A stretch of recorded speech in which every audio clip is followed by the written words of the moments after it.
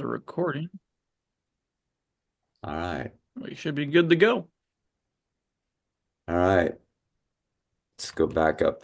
Well, welcome to this month's Nebraska Iowa MUFON meeting. MUFON's all about the scientific study of UFOs for the benefit of humanity. As the world's oldest and largest UFO phenomenon investigative body, we aim to be the inquisitive minds seeking answers to that most ancient question, are we alone in the universe? And here's just a little bit of a AI thing I put together for St. Patrick's Day.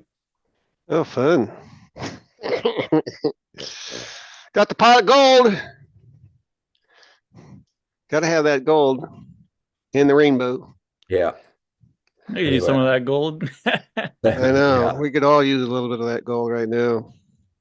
The Nebraska team's made made up of Kyle Finley, State Director, Fred Ziwi, Assistant State Director, Tamara Steyer is Chief Investigator, John Bartlett, Field Investigator, Maxwell Hobbs, Field Investigator Trainee, Dave Paris, and Dr. Jack Casher are both consultants.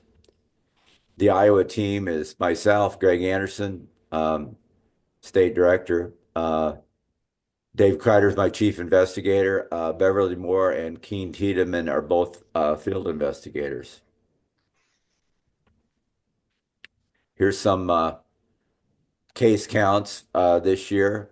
So far, Iowa's got eight cases and four for uh, Nebraska. We got most of our cases like the first 2 days of January, and then it's been really slow since. You can Hit kind the of see skids. that. Hit the Yeah, skids. yeah, hit the skids. Yeah, yeah. Here's the meeting numbers, the attendees. The you can see that we had 30 last in February. That was Oh, a wow. good number. Yeah, for a Thanks. Zoom meeting, it was pretty good. Yeah. And here's some statistics that Iowa's ranked 20th and Nebraska's 28th. What's the most important here is that we're still all at 100% Yep. of our cases getting not solved, but finished, reported. MUFON News. Uh, Dave McDonald, MUFON's executive director, says, thank heavens for our volunteers, dear MUFON members and enthusiasts. As director of the Mutual UFO Network, it is both an honor and a privilege to extend my heartfelt gratitude to all our incredible volunteers. Your dedication, passion, and unwavering commitment form the backbone of our organization, driving our mission forward and reaching new heights in our quest for understanding the unknown. And he goes on to say that our volunteers bring a diverse range of skills, experiences, and perspectives, enriching our community and enhancing our capabilities. From field investigators who meticulously gather and analyze data to those who contribute their time and expertise in administrative roles. Each of you plays a vital role in our collective journey. Your contributions not only help us unravel the mysteries of the sky, but also foster a spirit of curiosity and collaboration that is the cornerstone of MUFON. It is through your tireless efforts that we continue to make significant strides in our research and education initiatives. Your willingness to dedicate your time, energy, and resources is truly inspiring and sets a standard of excellence for all together. Together, we will build a network that spans the globe, connecting like-minded individuals and advancing our understanding of the UFO phenomena. As we look ahead to the future, I'm filled with optimism and excitement for your possibilities that lie ahead. With your continued support, I'm confident we will achieve even greater milestones and make remarkable discoveries that will captivate and enlighten the world. Thank you for your unwavering dedication for being an integral part of the MUFON family. We could not survive without your generosity and willingness to provide your skills about monetary demands.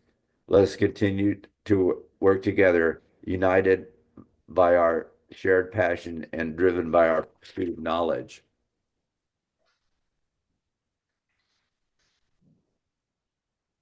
Now, our case review. Not very many cases. Iowa's only got the one case here. This was on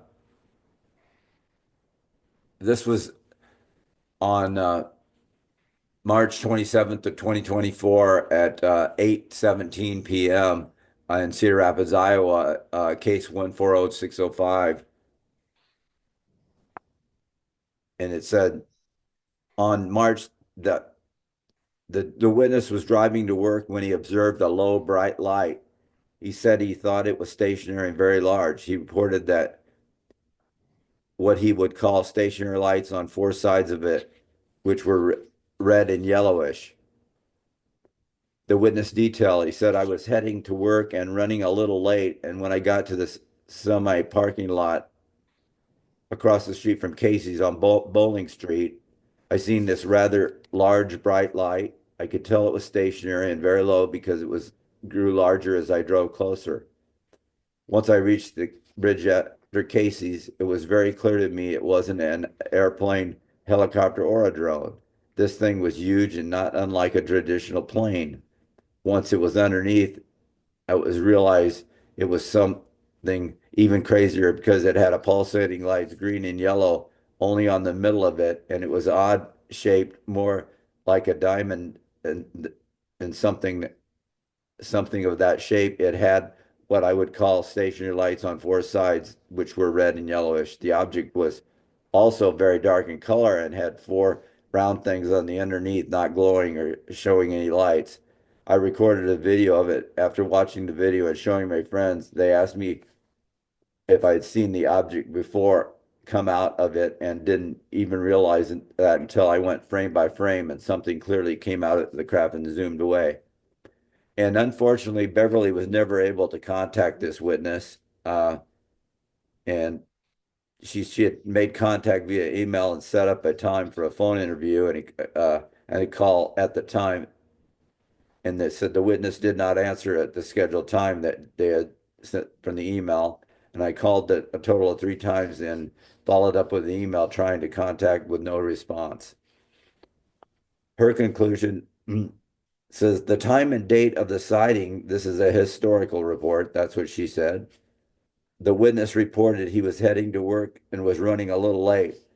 When he got to the semi parking lot across from Casey's on Bowling Street, he saw that bright light and he reported he could tell it was stationary and very low because it grew larger as he drove closer. The witness recorded a short video and was unable to say, again, she said she was unable to speak to the witness. And then she checked Flight Radar 24 and found at the same time of the sighting, there was a Cessna 310J with tail ID N310BD, which was traveling parallel to the witness and heading in a southerly direction to the Cedar Rapids Municipal Airport. The witness was driving south on Bowling Street. In the video, you can see 2 red lights and 2 other lights that are yellow-white color. In the video, the witness moves the phone. You can see the driver's dashboard. It shows that he's traveling around 40 miles per hour. After you hear him accelerate while filming the object, I believe the lights, you can see the navigation lights of the Cessna aircraft that was en route to the Cedar Rapids airport. I have attached a screenshot of the flight radar. And she closed this as an IFO. And you can see that the witness was kind of driving kind of northward that direction, and then the craft that he as it got bigger as he approached it because it was fairly low in altitude, and it had its landing lights and other lights on besides just navigation lights. So I'm pretty sure that the witness uh, was just confused by all that. The video it looks like an airplane also. Anyway, Fred, Yeah. talk about yours. All right, here we go. Yeah, this was kind of a peculiar one. In fact, that John Barta, one of our other Nebraska field investigators, kind of sent me a text message saying, "Hey, one of my workmates just saw something," and I told him to put it in with MUFON as a report. I said, "Okay, great, John." And John said, "Well, this guy was again one of his workmates," and I said, "Was it the same guy that we've been?" John and I and a bunch of other friends would go to Culver's a year or so back, and we'd in this group of us, we would talk about UFOs and politics. Boy, what a combination of talking about UFOs, CE5s, and politics. So of course we had a good time. But John had already mentioned that this guy that he speaks to at work, he's really involved with the UFO phenomenon. I said, well, I would always kind of ask John to, invite him to come over and chat with us, and well, he never came around. So all of a sudden, here I get this email or a text message from John saying that Mazi, M-A-Z-I, is the first name of the witness, and he said he's going to come on here shortly on Zoom. So maybe later on he'll be able to talk more about his case. So Mazi, so I heard about Mazi. So I just wrote my initial email and text to Mazi, and I read up on his case, and so this is what Mazi had to say in his narrative of his sighting. And this sighting took place to February 26th, around midnight on the 26th of February. It says, after I finished my meditation on the couch, he said the couch faces south. And Greg, do you want to push the next picture? Yeah, there's Mazi's house. And the front of the house faces north.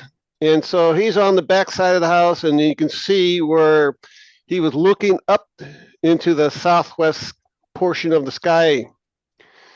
And continuing on with his narrative, it says, I was sitting up and I looked out of my window behind my couch, and I looked out to a clear sky. I noticed a light in the sky. It was peculiar, meaning it caught my eye due to it that it was not blinking red and green like most aircraft. I turned on my TV and started to watch the show. I kept glancing out over the window, and the light was in a different position.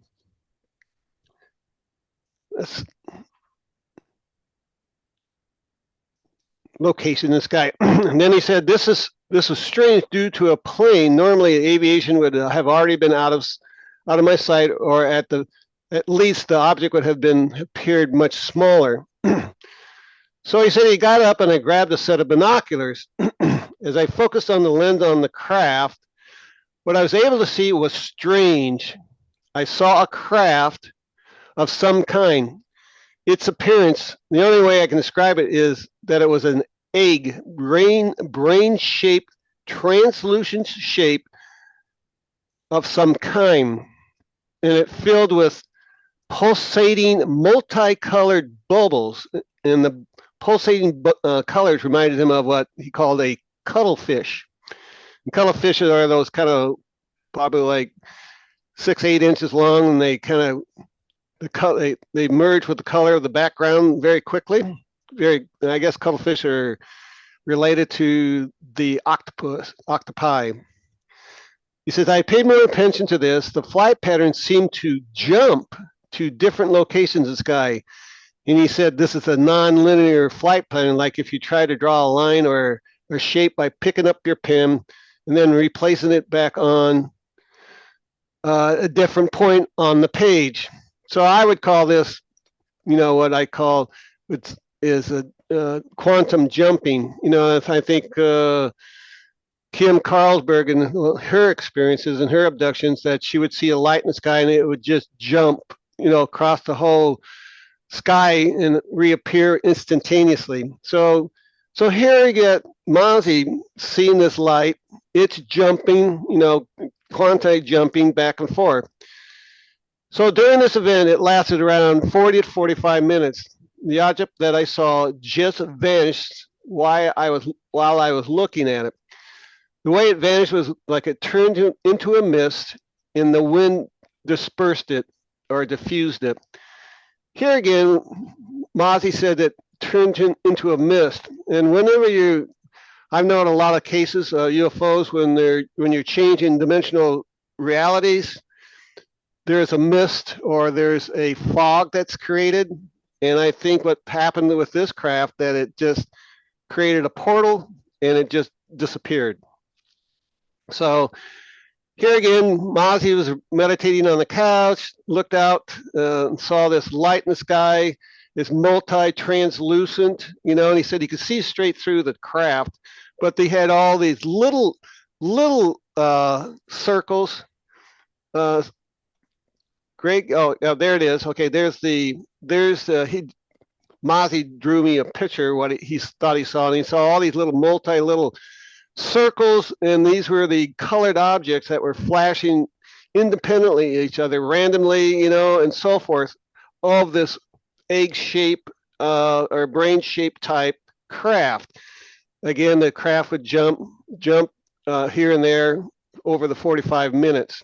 So to me, this is I'm going, well, this isn't your typical drone of that nature, or an aircraft, or even a meteor or aircraft of any sort. So I'm thinking this is pretty much the real deal right now.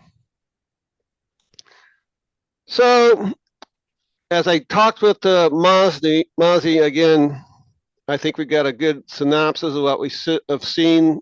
Mozzie was meditating. I kind of asked him what he was meditating about, and I'll talk a little bit more about that later. And so I started talking with Mozzie, and then he got back with me, and he texted me and said, yeah. I said, how's this work? I said, well, do we get together and chit chat? I said, no. I said, I'm kind of sick right now. We're going to have to do a FaceTime. And so Mozzie texted me that next Saturday morning on March 1st, that Saturday morning, and he said, hey, are you willing to talk now? I go, yeah. So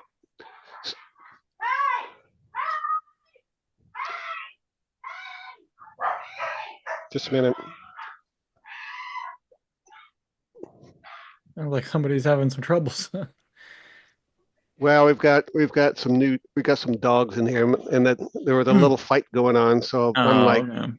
it caught my attention. So all right, back to Mozzie and things of that nature. So I started talking with Mozzie, and then I just basically kind of asked him where he grew up, and where he went to high school. And he said he went to Spring Hill High School in Spring Hill, Kansas, which is over by Olathe, over south of Kansas City. And then he said he graduated in Spring Hill High School in 2004, excuse me. And then he said he attended Kansas University for a semester, and he said the school was pretty expensive, so he didn't know quite what he wanted to do. So then he went and he completed an IT tech school with Centric Training there in Kansas City, Missouri. So presently he's working with modern banking systems out of Ralston with John Barta, and for the past 6 years, and he's a senior IT analysis system administrator working on their IT aspect of it with John there at the modern banking systems out of Ralston. So I had a very nice conversation with Mozzie, on FaceTime on that March 1st. And so over time and speaking with him, as I said, I found him extremely intelligent and highly articulate. I told him he could find work in just about any subject matter that he was interested in, if not going back to college. I said the witness was well-read, academia sense about him, and highly spiritual and oriented, which was to my liking. I found during our talk that he was highly patient and skilled in addressing his son. So here's Moz, and he's talking to me. And then his son would always come up and chit chat with him. And I just couldn't believe he had such good rapport with his son. And he would talk with him with very reason-oriented questions with quality affirming emotional responses. And I just thought, what a great dad. I wish I had a dad like Mozzie. That was one of those things I thought about. So I don't know why, but I went right into, since he was talking about his kid, and I said, well, what about you? What did you do about what happened in your childhood?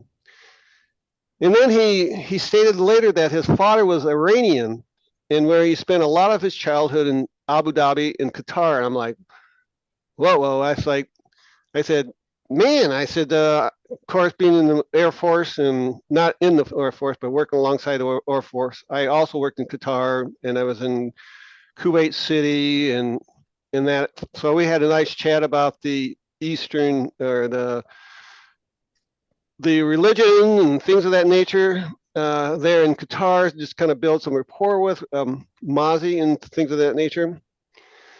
So then while we were talking about the childhood, I said, well, I asked him if he had any strange events or dreams when he was young. And he stated yes, that he said he would have sleep paralysis quite often as a child. I'm like, uh-oh. I said, I just felt we're going down the rabbit hole with this case.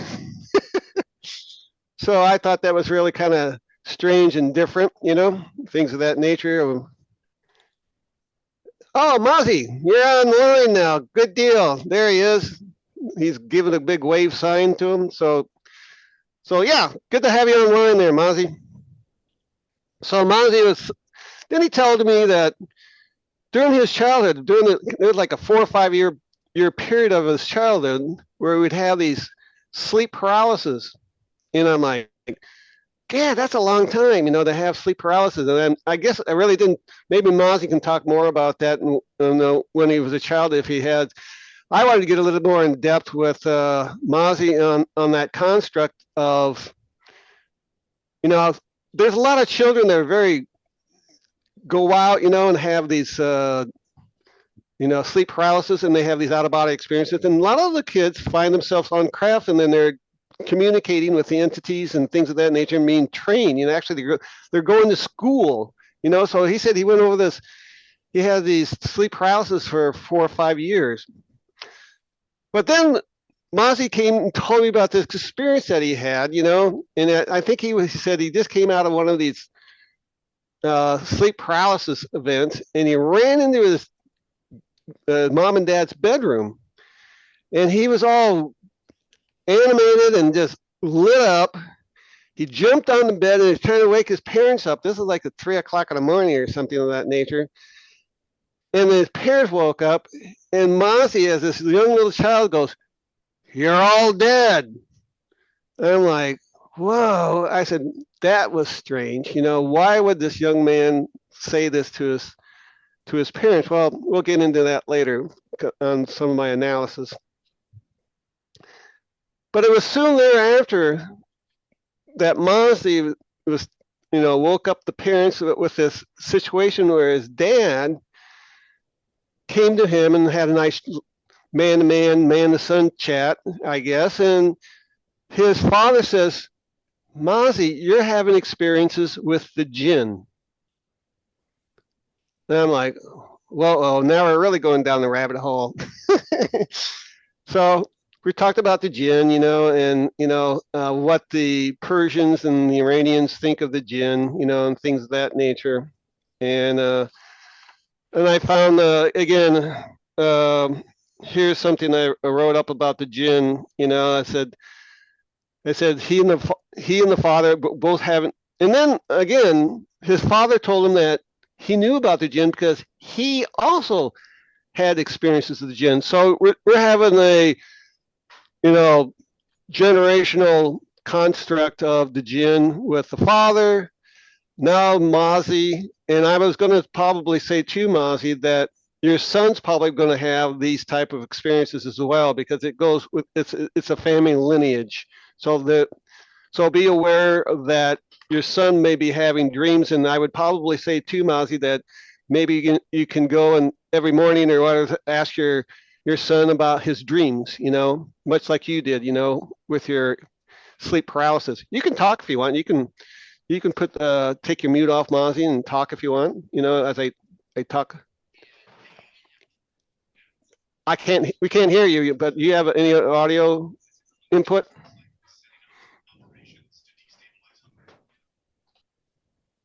But anyway, so Mozzie's had a talk with his dad and said you're having experiences with the jinn because he's had experience with the jinn. And that's where I think Mozzie got kind of like, he shut himself down because he was having some issues with that of that nature. And so he kind of shut all these sleep paralysis down and all these experiences, and he seemed to have a fairly normal childhood life after that. But he's talking about the jinn in the Islamic beliefs. The jinn were the original inhabitants of Earth and were created out of the smokeless flame a day after the angels were created. The jinn were supernatural beings of extraordinary ability who were created by Allah and were created prior to humans. Jinn are also known as invisible entities and to be shapeshifters,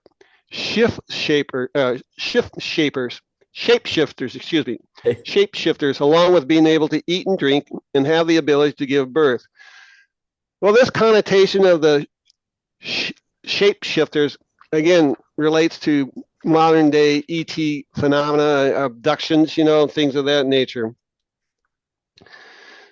So some say, again, the jinn are part of our present day aliens and a part of the abduction scenario. And in reality, are they deceptive demons and fallen angels according to Nick Redfern? And here again, the jinn might be within the archons described by Jay Weidner.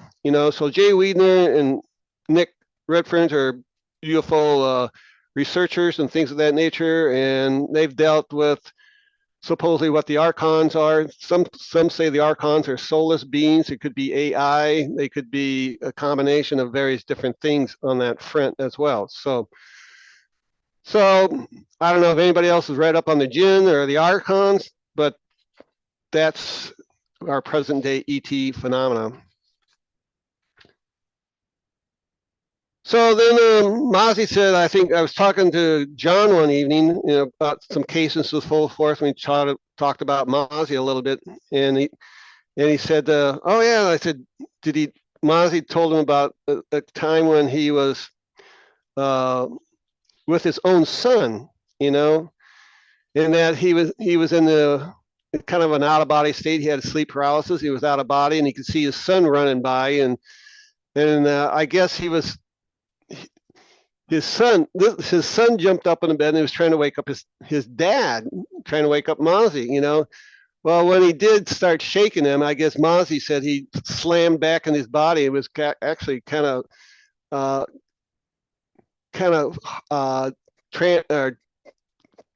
trauma kind of inducing, by being yanked back into his body so quickly and so fast from that. So here again, these are the things from sleep paralysis. Even these are the pre-stages of out-of-body experiences. It's kind of like the open gate to out-of-body experiences.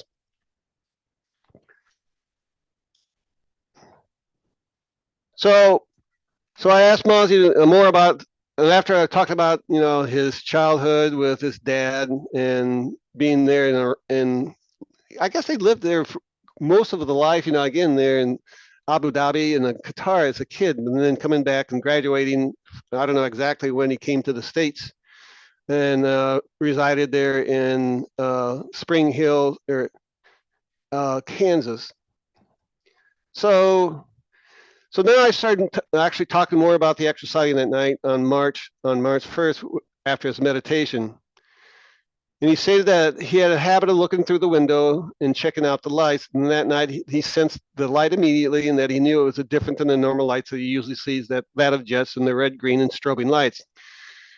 He took a quick look at the light, which was out from their residence in the southwestern direction. Though difficult, he said, to state the actual distance away. Again, lights are very difficult to to estimate the distance away. You say they were multicolored lights within the single bubble structure. The colors were that of the rainbow spectrum, and that these inner bubbles were pulsating independently at various times.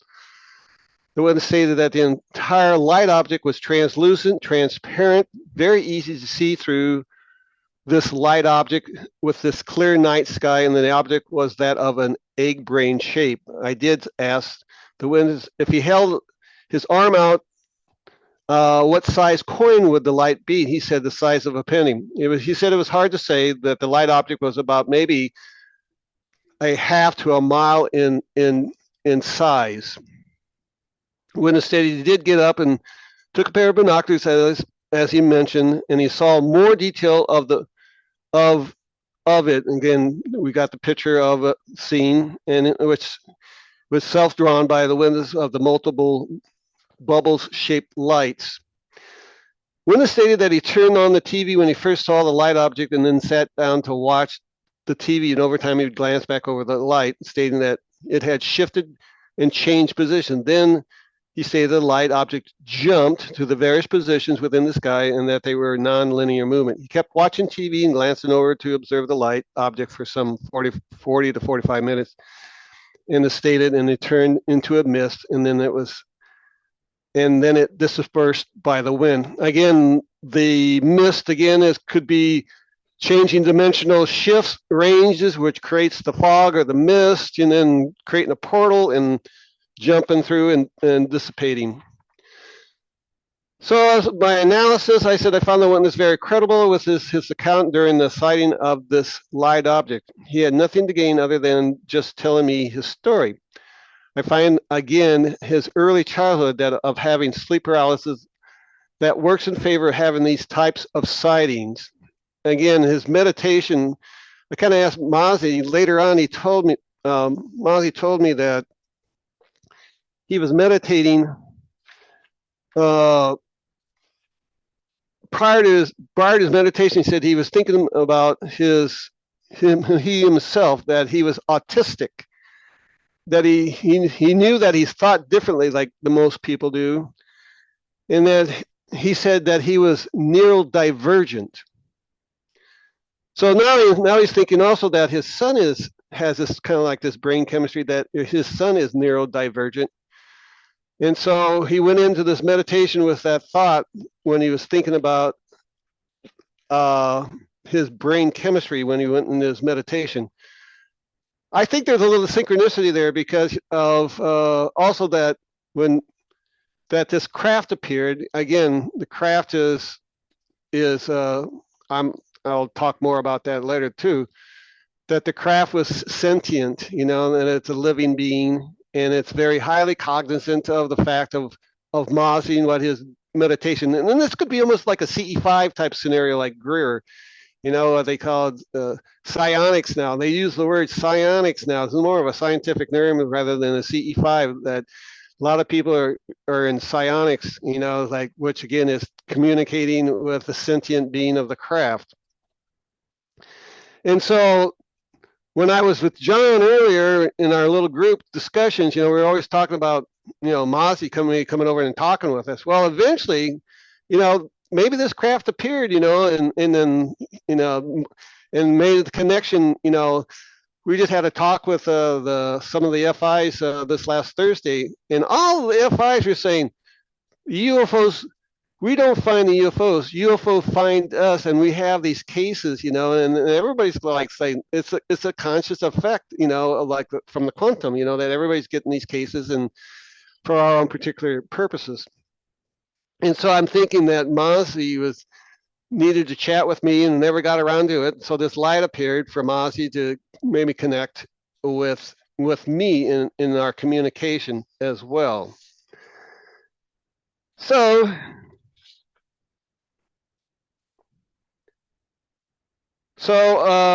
in that same venue that this light object appeared, and it's almost kind of like saying, "Here we are, Mozzie.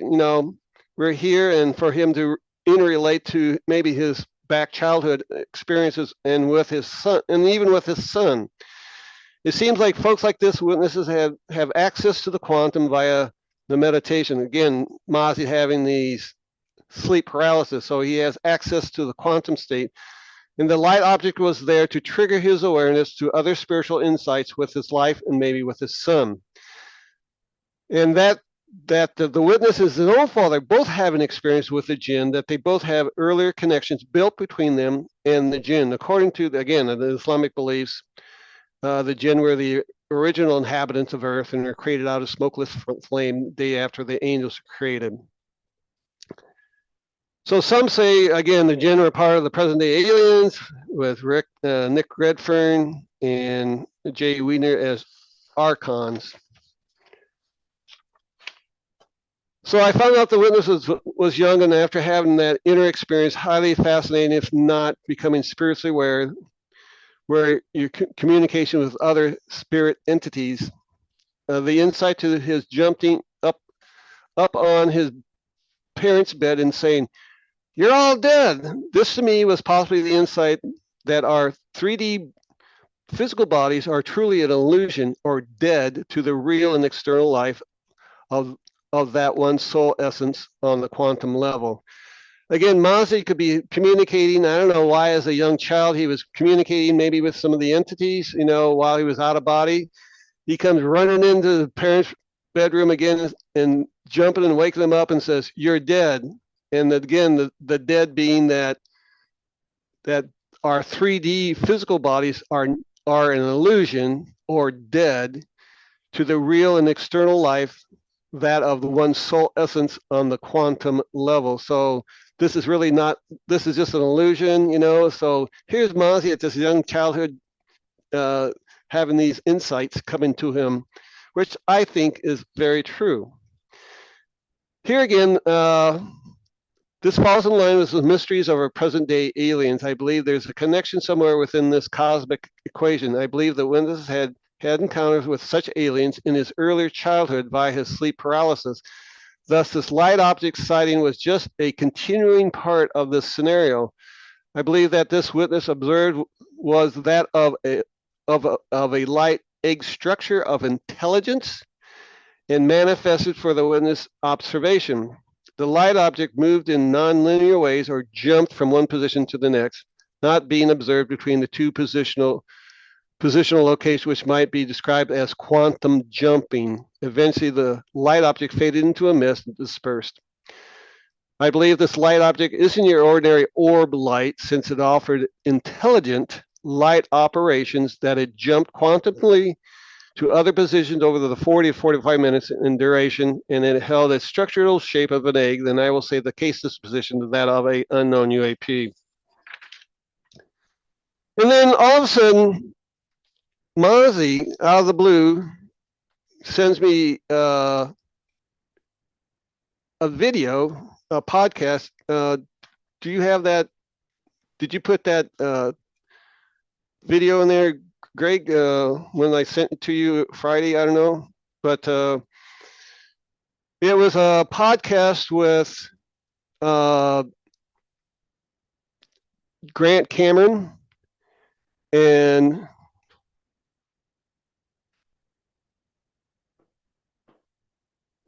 yeah, here it is. And Grant Cameron, and he was talking with Mishloff, I think Jeffrey Mishloff in his podcast. And here Grant Cameron starts talking about, and in this podcast, it has to do with these people who fly or get on the craft, and they learn to fly the craft. So Grant Cameron, in his understanding, back in 2012, he himself was a MUFON field investigator for some 40 years. And in 2012, Grant Cameron had a download of information that came to him through an internal experience. And then he claims that he gets into this level of understanding called consciousness, And once he had this total experience of consciousness, he dropped the whole construct of nuts and bolts ufology, and basically kind of moved out from MUFON. So in 2012 and 2013, as you can see right here, he finds this gal named this Pam Duprice, who is a psychic medium, an ET experiencer, and she was working with the government in remote viewing. And so Grant hears about this Pam Duprice, that she flies the craft.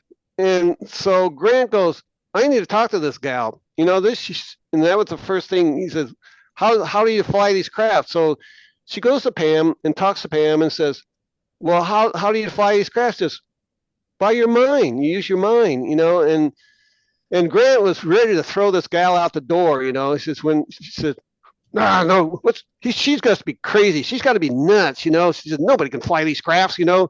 And Grant talks about it, you know. And that was the funny part of it. So Grant first, right off the get-go, says, how do you fly this? With your mind. Well, then Grant talks with her and speaks with her about her experiences and working the remote viewing with the government and all this and that. Well, later on, I mean, for the next year, Grant comes around and he meets up with 36 other individuals that have had experiences flying the craft, and one being that of one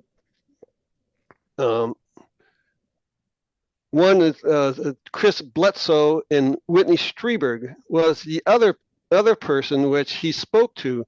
And Whitney Strieberg, he says, oh, yeah. He said, I was up on the craft, and they taught me how to drive the craft, and we were zooming around, you know, going down the street, you know. And then, of course, I've heard from Whitney Strieberg that he has an implant within his ear, and all of the books that he's been writing, the last 4 or 5 books, has all been dictated through the implant in his ear. And of course, you know about Chris Bledsoe, and Chris Bledsoe, he's had a lot of his abduction scenarios up on the craft, being abducted. And Bledsoe says, oh yeah, I said, I got with NASA, and then I got with a 1-star general, an Air Force general, where I told him how I flew the craft. So here's Cameron, you know, and talking about all these people flying the craft, and of course there's a few people in our MUFON, Nebraska. They too have talked about flying the craft, and that these are sentient beings, you know, of that nature. So, and it said, what I found fascinating with Grant Cameron was that, you know, with his 40 years of nuts and bolts in UFO, I only dropped the physical study of them. Cameron states that there's a crossover of this conscious craft into spirituality and other phenomena. And he said and when these people are on the craft, they said that there's like these entities behind them, you know, and the people would talk to them as they were flying the craft. Again, these folks, that the craft are sentient beings, and that they are they're just, you know, regular beings like we are, but they're very conscious beings, you know. So the craft in itself is a sentient being. Kind of like, I don't know if anybody remember David Adair in his he had his missiles, and he went Jill LeMay, and they went down to Area 51, and that's where David Adair told by General LeMay to go down there, and he could touch it, and David Adair went down there and touched this huge engine, you know, like this isn't from here, you know. And David Adair is talking about this engine, you know, that this engine is like the engine of some sort of super huge craft. And as he touched it, he had instantaneous communication with the engine, and the engine was sentient, and he had and ever since that day on, and actually I think he said he had a connection, had dreams about this sentient being before he even met it that day as a kid, as a 15 or 16-year-old kid there at Area 51. And from there on, David Adair had this connection with this sentient being, this AI piece of equipment or this motor of that nature. So Grant's coming away through the same thing, is that all these people who have ET encounters and having, maybe these sleep paralysis, which enters into a near death experience and remote viewing and all this and that. They have this ability to jump into the quantum state and have this communication and things of that nature. So Grant has this video with Jeffrey Misloff, and it's talking about those folks who can drive UAPs. And so I think Mozzie, in his experience, I think this craft was a sentient being. It was communicating with him, and I was kind of jokingly kind of like telling John, and I was like telling like Mozzie, like, what does this craft have to do in order to get Mozzie's attention? Here it is, it's jumping, jumping back and forth quantumly, and then it has all these multicolors flashing at him. It's like, I'm shining lights at you and I'm jumping around. So it's like, hello. So I kind of texted Mozzie, one day, and we were texting back and forth, and I told Mozzie, I said, you need to make a connection. And Mozzie, really, I think too, that I think you can be, if you meditated deeply, more so, that you can have an actual communication link with these higher beings, and that you could actually become more of a trans medium, and have a more of a direct connection with them if you worked on it. And I think that's part of your meditation. And I know Mozzie, I think he's working on the wave, with Robert Monroe. He has these various stages of meditation, and I forget the name of the wave, or what's it called, Mozzie? Do you know? It's just the Monroe, like I don't know the actual name of it, but it's his like process that they did with the government in the 60s. Right. So the CIA went there, learned how to remote view, and with Robert Monroe, the gateway experience. Yeah, gateway. And so you go through these little various stages, and then they teach you how to remote view much what.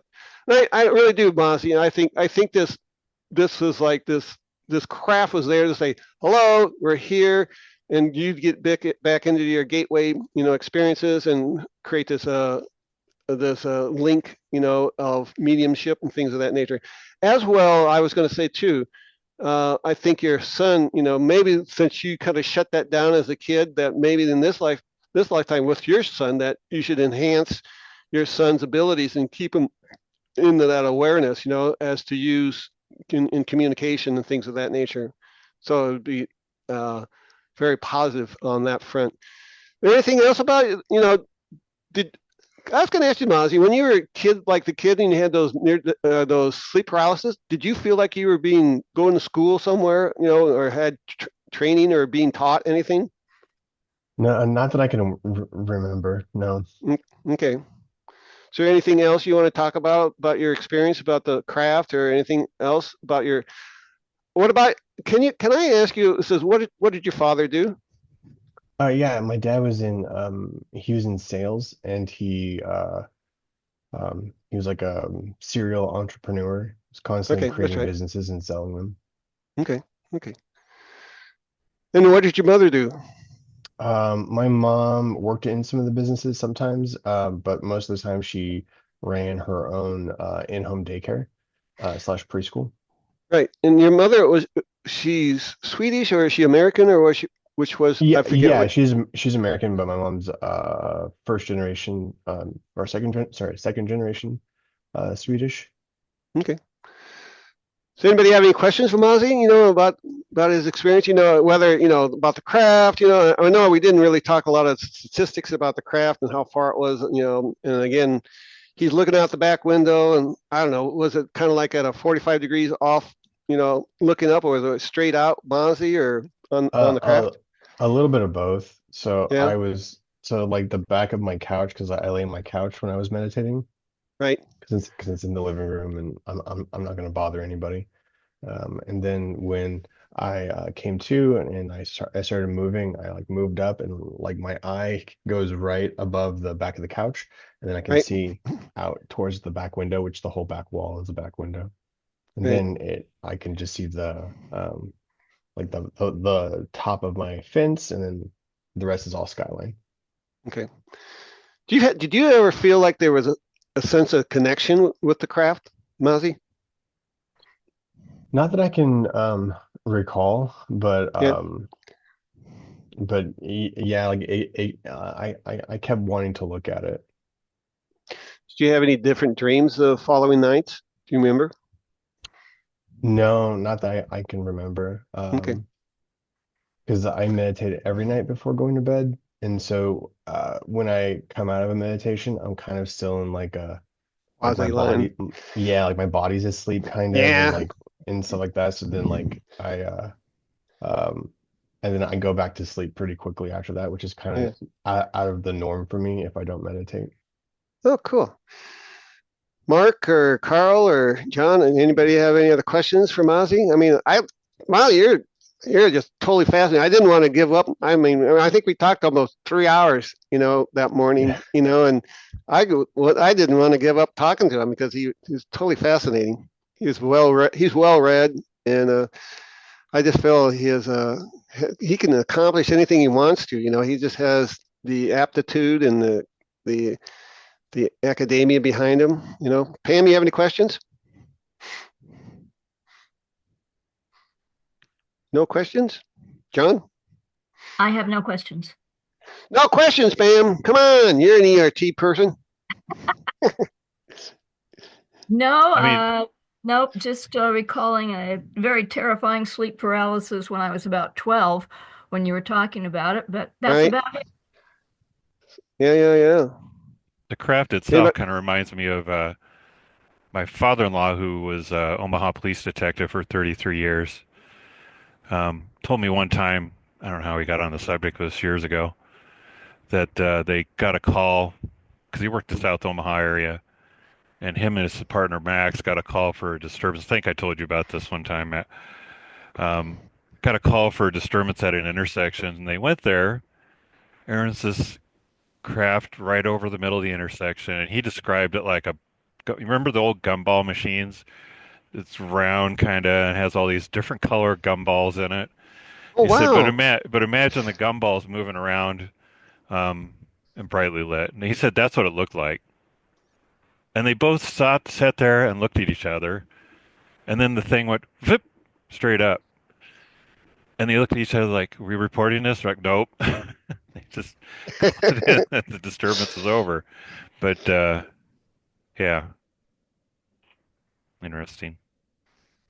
Were there any other childhood type experiences, Mozzie, that you kind of came back to what transpired for you as a kid?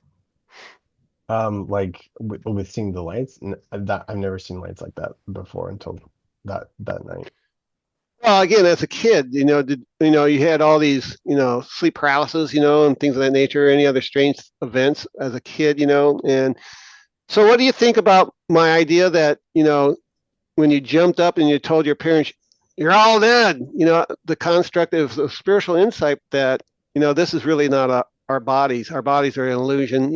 This isn't the real reality, and that we really are dead to, understanding our internal soul essence, you know, um, being that I'm just thinking maybe you were out, and you're getting this information and you don't remember it, and you come running in as a kid and waking up to your parents, that's a very strange event to happen, and maybe you can talk a little bit about how your dad talked to you about the jinn.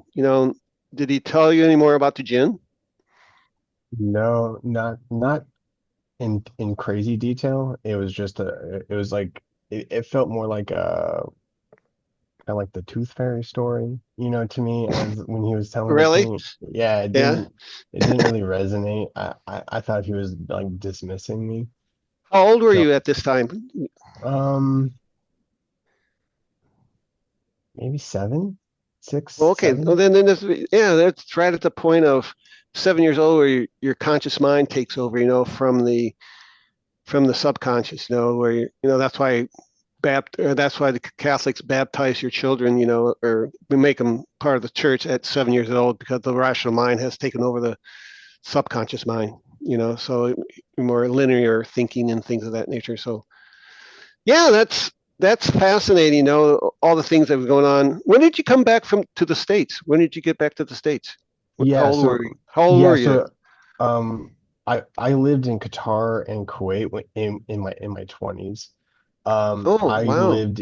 I lived in Iran when I was like a little kid. So like when I was like Okay. 5, um 5 to like 7, Okay. and then we lived in California, and then we moved to Kansas after that. Um So when you moved to California, how old were you? I think I was in 3rd grade. Oh, really? Okay. Yeah. Wow. So then you went back to Qatar, Kuwait, and Yeah. you said when you were 20. Hmm. Wow. So you moved around quite a bit. Wow. Yeah. Yeah. And so then that was after high school. And then it said there was that period of time between high school and going to Kansas University for a semester, and there wasn't enough money and things of that nature to go to school, and probably didn't Yeah. know what you really wanted to do, and then came back and did your IT work there at that one school there at Centric there in Yep. Kansas City, right? Yeah, that's correct. Okay. Well, Mark, Rent, do you have any questions? You're mute. You're mute, Mark. Mark, you're mute. Click off your mute button. There we There you are. go. My There you little go. clicker wasn't working right. Uh, I apologize. I had to leave for a few minutes to go make arrangements for an upcoming trip. So, no, I don't at the Okay. moment. I apologize. All right. Um, Cool. yeah. So, anyway. So anything else you want to talk about your sighting or yourself, Mozzie? No, not so much. That's kind of the thing. Has your Uh, has your I'm going to say has your son had any type of experiences or told you anything that he maybe had some sleep paralysis or dreams or strange dreams or things of that nature? not really. No, Okay. he like as a kid, me and his mom, we both sleepwalked. So Oh, so he wow. sleepwalks. Yeah, so he sleepwalks every once in a while. So that's fun. Well, that's another one. That's another scenario. Almost waking up, in breaking the if you're sleepwalking, and again, when you're dreaming, in REM sleep, you tend to be in that paralyzed state, so be able to sleepwalk is another one of those highly cognizant things of that nature, So that's another one of those crazy additives to the quantum construct, and things of that nature. So yeah.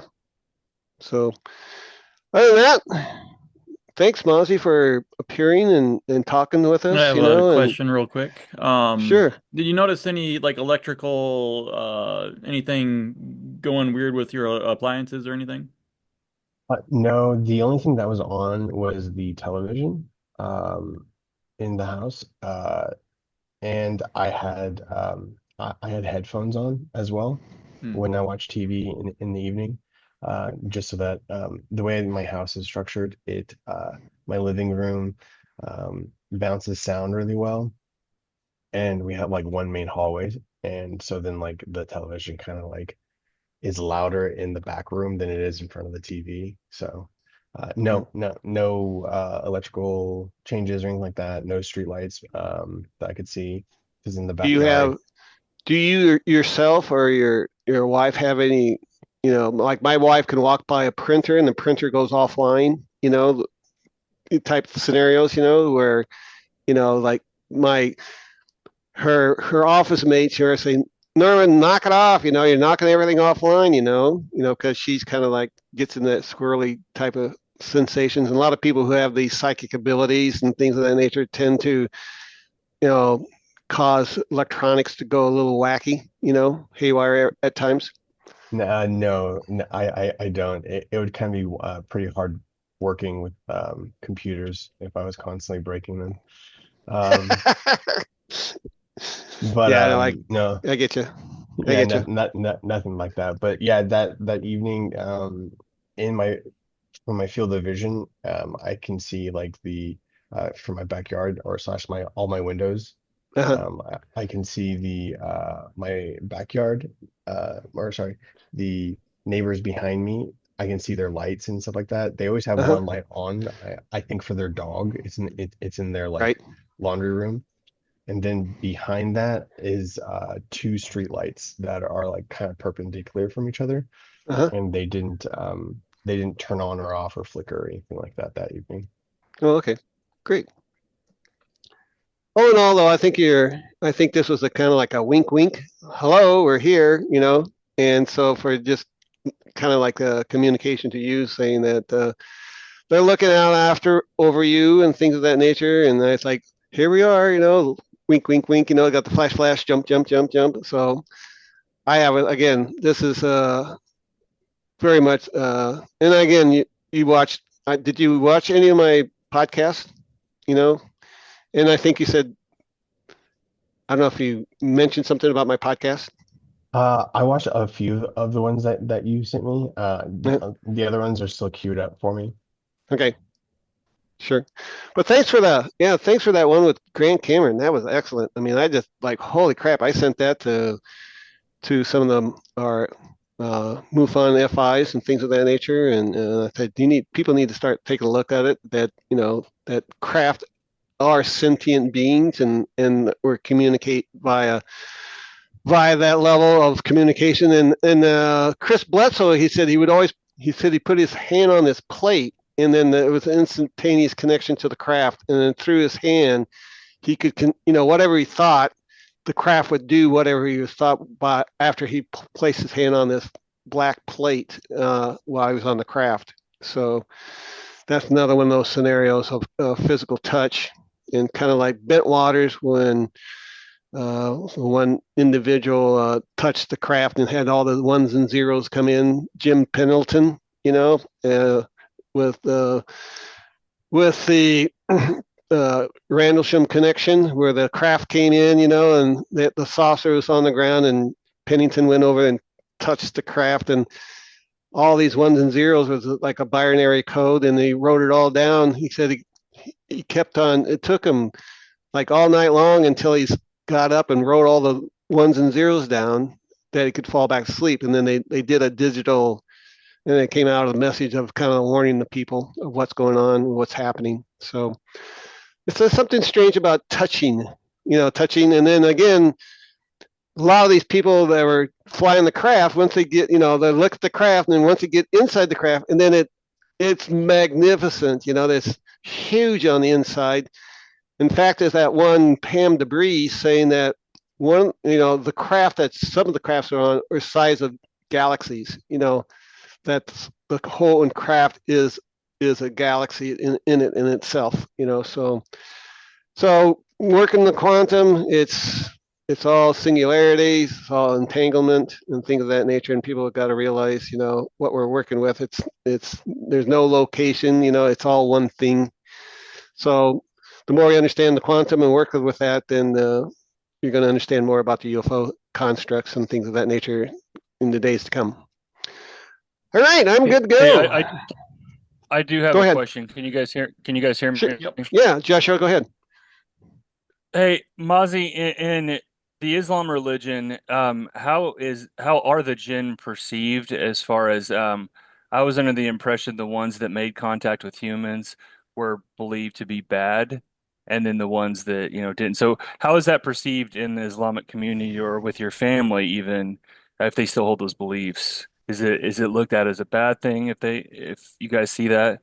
And is that why Yeah, they kind of keep it under wraps more so? Yeah, it has like a stigma to it. None of my family that I'm aware of still hold the beliefs, but it's like it's in like the zeitgeist or whatever. But they're referred to as like tricksters, kind of like how Right. like shapeshifters in like Native American culture were always considered as like, like always be careful about them, kind of like those kinds of stories. They kind of have the same thing with them. It's always like it like that's where the whole story of like genies come from. So if you ever Hmm. like read about like ancient genies, they're referred to as jinn, and then like whenever you Hmm. what's it called? Whatever you like wish for or whatever, be wary of what you wish for because like you'll get it, but it'll have like a twist, right? Yeah. So Interesting. like Wow. that, yeah, that's the kind of like the ethos of like of genies, but they're all like they have like this weird trickster element to Hmm. them. That's very interesting. It's kind of a common occurrence with even with the ETs, the Greys, they're tricksters and shapeshifters. A lot of times, Hmm. they shape shift. And that's what we call screen memories. I've had experiences of having a dream, and then these two beautiful women come in front of me, and like, oh, they're beautiful, they're twins. And I said, you're twins. And they go, no, we're not twins. And I said, yeah, you are. And I said, your eyes are, I mean, you're identical. You're not just twins, you're identical twins. And I said, no. And all of a sudden, the, the mask dropped, and I'm talking to two grays.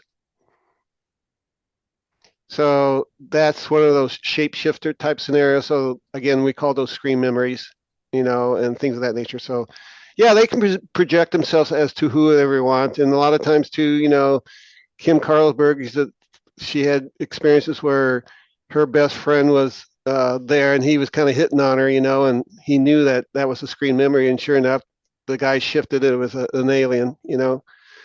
So they'll use anything to get you to do something. They'll shape shift into. So they know everything about you. And they're highly conscious of you. So I'm saying too, Mossy. I mean, this entity, this craft knew you and knew what was you're doing. And so they're very cognizant. And again, this whole idea of them flashing lights at you and jumping around saying, "We're not your ordinary orb. We're not your ordinary plane." And it's like, so here we are. Hello. It's kind of like an introduction to you. So that's that Frank, construct. can I ask a question here? Sure. Mossy, maybe you covered this earlier when I had to step out for a moment. I apologize, but do you uh, do you know why you had contact? I mean, is there a reincarnational history, for example, like what happened with Dorothy Izat in her years of experiencing contact? Do you know any, again, do you know any reason why you were contacted? I think Mozzie just jumped out. He's gone. Too difficult of a question. I know. I'm out of here. I know. Sorry, Mark. That was Can I ask a general question to everybody? Yeah. sure. Um, Anybody on this panel ever had contact with Professor David Shoup? He wrote a book called UFO First Person. I had an Not extensive conversation with this guy yeah. years ago, and he just told me some of the most remarkable things about his. You were talking about going on the ships and how you go on these ships and it's as if you're seeing the whole universe or a galaxy in front of you. He has extensive experience going on to reptilian ships, Uh-huh. and he has dropped off the radar. And I don't know if anybody, he used to be public because he wrote that book. That was back in 2019. Right. But I'm trying to find Professor Shoup. He knows Uh-huh. an extensive amount of stuff. And he has been hassled by the government. He's been working with reptilians, um, but he has literally dropped off the planet. I can't. He used to contact a friend of mine, Nancy Tremaine. But Huh. this man knows a huge amount of stuff. And Wow. does anybody on the panel have you ever heard of or talked to Professor David Shoup, Shoup? Nope. No, I haven't, Nope. Mark. I have Nobody. not. Okay. Nope. Yeah. Okay. Thank you. It makes sense though why he's dropped offline. Maybe he had too many people knocking on his door, and telling him to shut up and things of that nature, and maybe, you know, kind of threaten him, which they do. Oh yeah. Well, So he was definitely threatened yeah, in huge ways. Okay. Thanks. sure. Alrighty. All You right. know, for the case, was it right at midnight? Was that when the time was? Right, right around midnight. Yes. Okay. I was just checking the Madar stuff. I don't know if you already looked at it, but I'm No, I not didn't. I not didn't. seeing I said, anything on there. I know. I after I saw it jumping around and all the multicolored lights, and it was there for 45 minutes and dispersed. I think it again dispersed into that fog, which is shifting frequency and a shift into different domain or dimension that creates that fog, things of that nature. So that's my perspective right there on that. So I'm pretty sure this was a true UFO. You know, Hmm. there was an intelligence about this craft. That it showed up. So Greg, you're on. All right. I'll ask a question quick for Fred and Greg. Do you know, has anybody done research into like how many abduction cases are linked to UFO sightings? Oh man.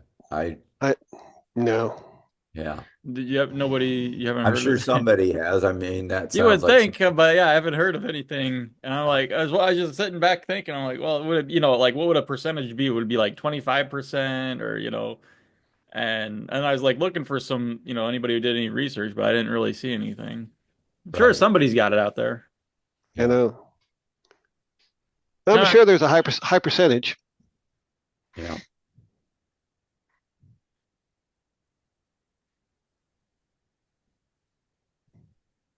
Oops.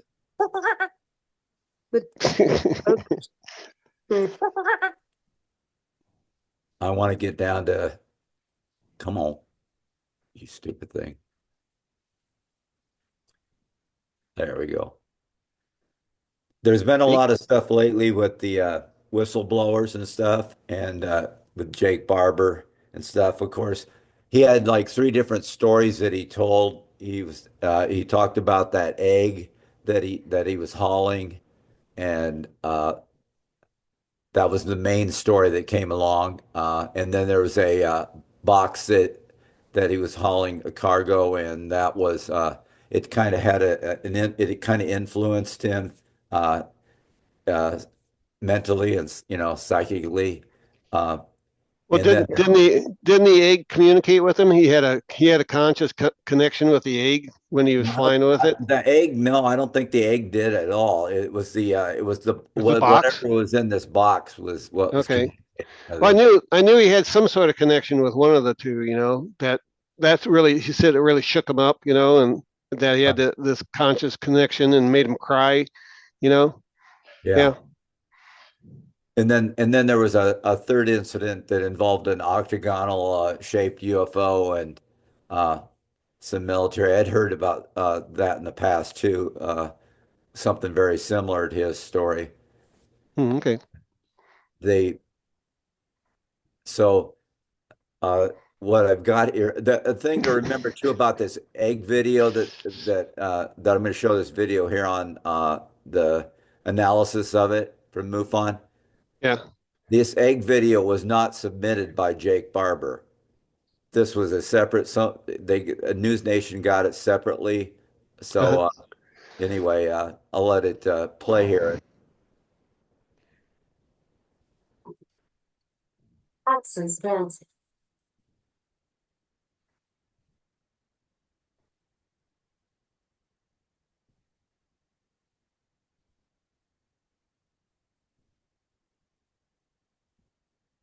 This is a MUFON TV special report.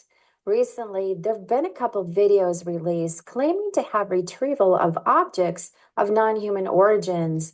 MUFON's photo and video analysis team is the best in the world when it comes to UAPs. Let's hear what they have to say. Last week, Russ Coulthart, an Australian UFO researcher and television personality, along with News Nation, a network, had a 2 hour special where they introduced the world to a whistleblower named Jacob Barber. During the 2 hour presentation, News Nation shows the world a very short, less than a minute video in night vision that seems to be a helicopter with a tow line picking up or dropping an egg-shaped UFO purported to be about 20 feet long and 8 or 9 feet wide. The problem with the video obtained independently by News Nation, not by the whistleblower, is that we have no metadata. We don't know where the video was shot. We don't know when the video was shot. And Mr. Coulthart and News Nation have not released that information. That makes it very hard for the public to judge if we're looking at something real or if we're looking at a possible hoax or staged event. However, MUFON has a 6-man crack photo analysis team, and to the best of their ability, they're going to give you an idea of what we might be looking at based on what we can actually see and what we can actually hear in the video. The head of the MUFON photo analysis team is Mark D'Antonio. Mark is a longtime UFO researcher. He is a television personality. He is an astronomer, and he is a photo and video expert. So we'll begin with Mark. I wanted to tell you, I looked at this egg video, and one of the things that I felt right away was that a whole bunch of questions were just flooding into my mind. Things like, why is it being set down in a field somewhere? Why aren't there any other vehicles or personnel surrounding it like you'd expect? Why isn't it being set down in a place that's invisible to prying eyes in a field? That makes no sense. Why isn't it being set down at a military facility, right? I mean, that's true too. And they say it's night vision, but this doesn't ring true either, other than the color. I've seen night vision. I've worked on night vision videos and analyzed many a night vision video.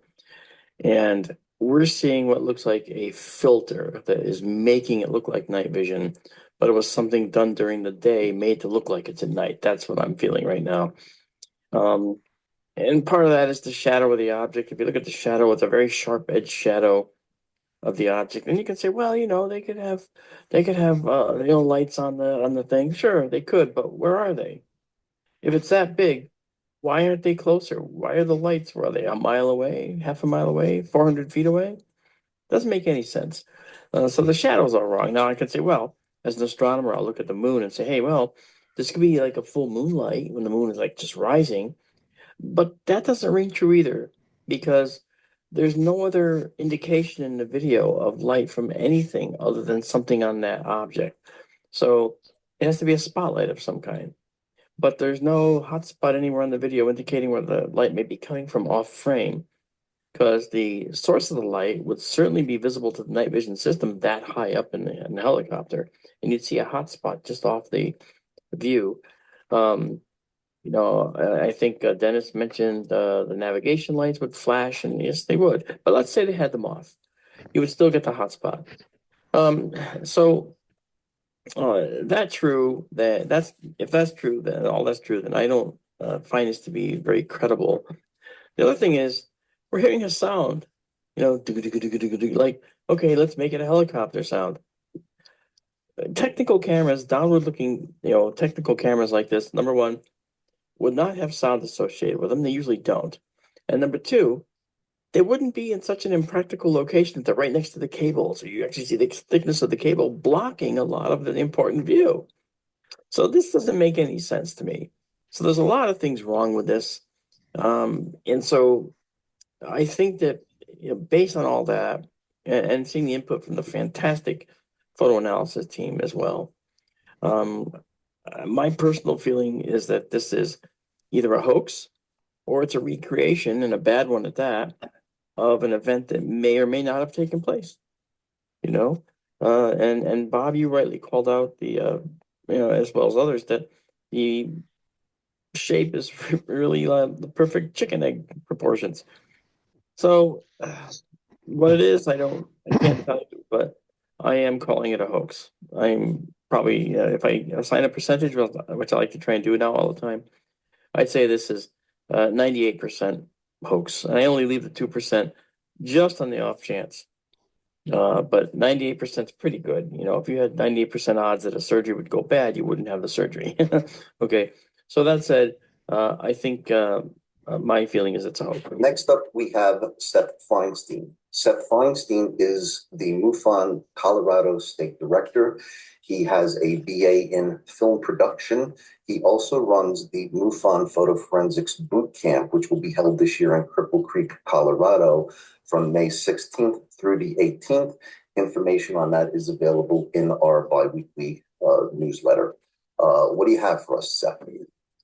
I have some problems with the recent News Nation broadcast with Ross Coulthart, where he states the obtained footage from a secret UAP program, an egg-shaped non-terrestrial object is being carried by a helicopter and dropped into a field. The helicopter was piloted by whistleblower Jacob Barber. Military helicopters film with infrared and, in this case, with night vision. The cameras on the field of view should have cast an overall murky lime green hue that does not appear in this footage. There are no strobing or aviation lights visible throughout this entire footage. A spotlight under the helicopter is focused on the ground, yet the egg casts a shadow off to the right. That means that there was a second spotlight near the ground level to the left to illuminate the egg object. We hear a helicopter sound, but nothing else in the video indicates that a helicopter was present. No ground disturbance can be viewed from the whirling blades, nor do we see any shadows from the rotating blades above. This egg-shaped object in tow looks to be about the size of a 20-foot by 8-foot object. And an object of this size would have some weight to it, let's say maybe 1 to 3 tons of weight. Now, when the object is dropped gently on the ground and it does not plop or does it indent the soil, instead it falls on its side and then rolls. The path behind it shows no signs of any alteration to the ground soil. We do not have the original footage where we can authenticate and validate that this footage has not been altered, but this does not affect my conclusion. This film appears to be a studio-created event, using a bird's egg to represent a full-size non-terrestrial flying egg-shaped craft. After numerous broadcasts, recordings, and public statements made that this video is authentic, Richard Dolan has come out and said that this footage was a reenactment. Whomever engineered this whistleblower event must have figured out that the event could easily be debunked. This video is a hoax. Next up, we have Sam Maranto. Sam Maranto is a longtime MUFON.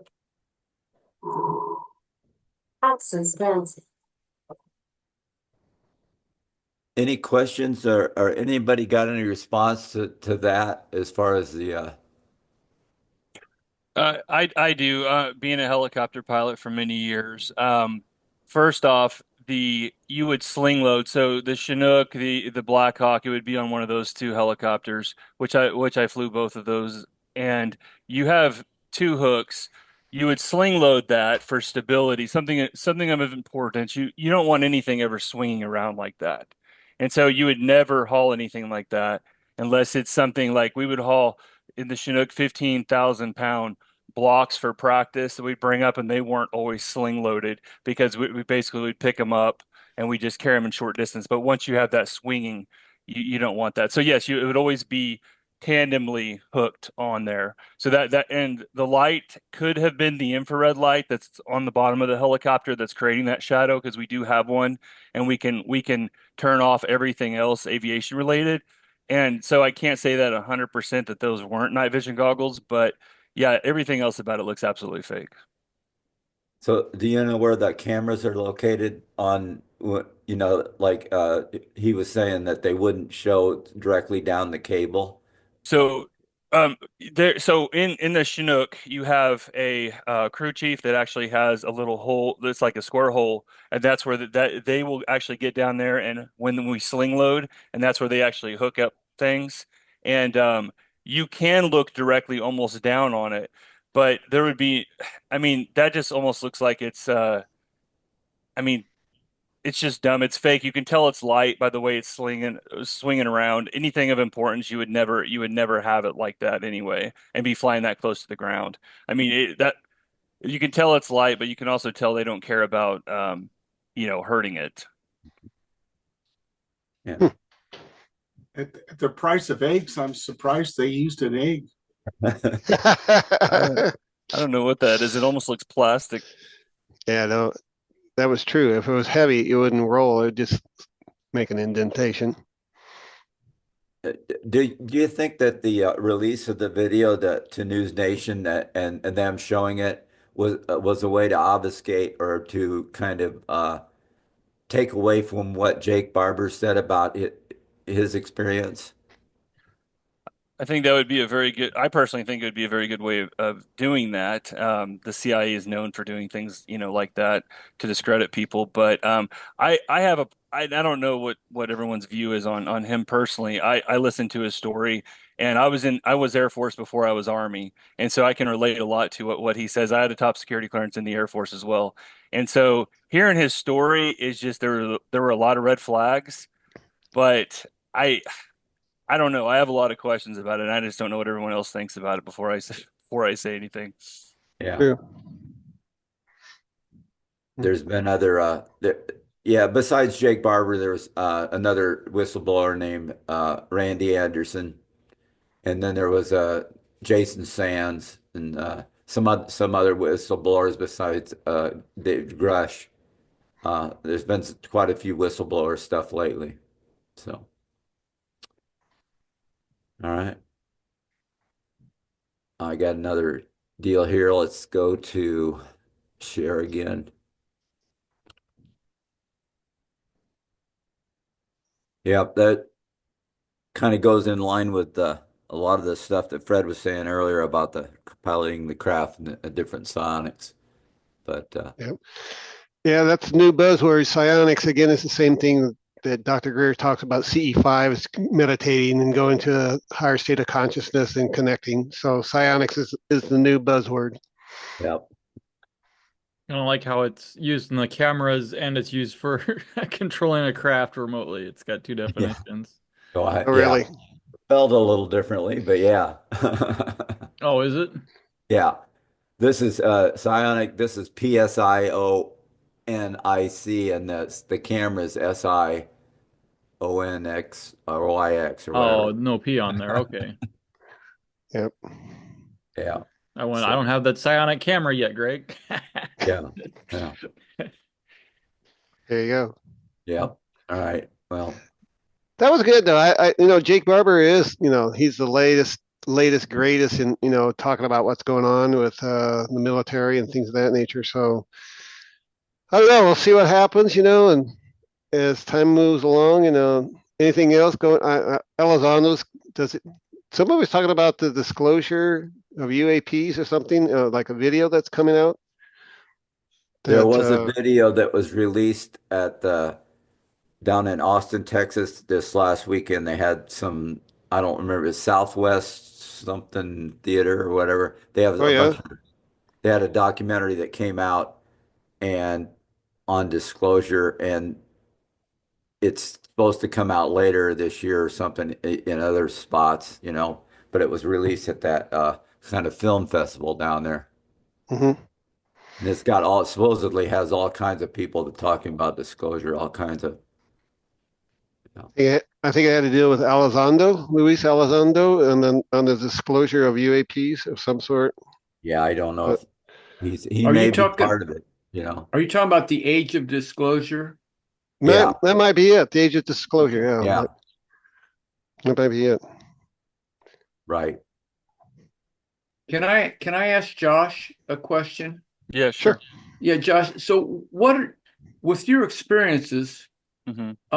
what's your feeling about this whole, concept of psionics? Because So yes. yes, so while I was in, that's when I first, started seeing weird things, and we had a, policy of not talking about it. And I didn't really, I guess at that time didn't really care enough about it. I was just so busy with the military. But it wasn't until I got out that I actually started, after a while I started seeing them. But I then feel like that I can concentrate on a specific area, and I was able to myself bring them in.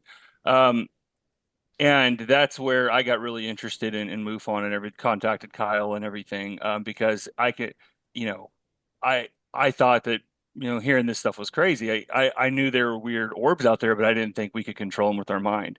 But I do know that I can go out there and it's like they're either reading my mind or I'm controlling. I don't know what it is, but I do believe there is something obviously there. I know that the military does study it at great length, especially for the reconnaissance viewing that they do, the remote viewing and stuff like that. Um, the the thing I wanted to mention too, as far as his story goes, there are a lot of holes in it, like how he's a pilot when he was in special forces, and also a mechanic. I mean, all those schools take so long. And I know there are recovery teams for these things, but I feel like that he's a lot of times they'll take guys like that, and they'll give them a top security clearance, but your job is disinformation. So your job is to go out there, just like the guy who supposedly killed bin Laden. That's all. I mean, I'll get into that some other time, but that's all, false. And they Right. pick these Hey, I want to hear individuals. about that. We should do a whole Oh, presentation. yeah, and I'm working with a senator right now as far as disclosure of that because Oh. I've had enough of the lies about it. But long story short, so they'll hire guys like that, to basically be that person that goes out and tells those stories, and because otherwise he has nothing to gain, everything to lose as far as what he's talking about, and especially if there is a specific program like that. I rub shoulders with the special forces community. Those guys do not, seem like special forces to me.